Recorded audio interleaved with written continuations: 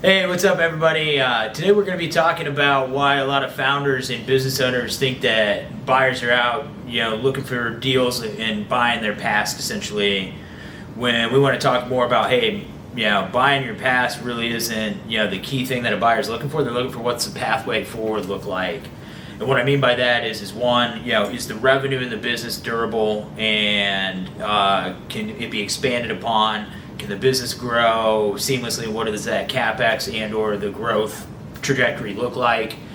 Because you got to remember that those buyers are out there looking for a deal. They've got to amortize a deal over, say, 5, 7, or 10 years, where they've got to have a pathway forward, or there's a lot of fear there. And this can also lead to irrational thinking by a buyer, because if, for example, they start to get scared about the durability of your revenue or your profit margins, or vendor relationships is a key one as well, then it becomes a slippery slope as far as how that company could be valued.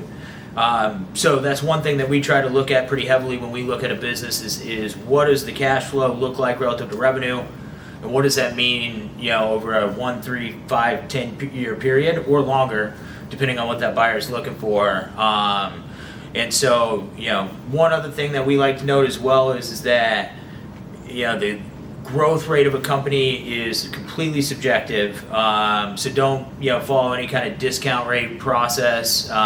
There's not really any kind of industry benchmarks you can look at. It comes down to a lot of the nuance in the P&L and the balance sheet as far as how the business should operate and how quickly you can grow it. We can get into that in detail with you, either looking at your books or a potential target's books if you're a buyer.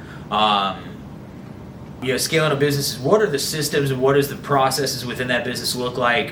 We think this is highly important as well. We also think this can be a kind of death by 1,000 paper cuts situation if you're too focused on how buttoned up a business is, because you can play different deal dynamics into that to lower the price, add some contingencies, things like that.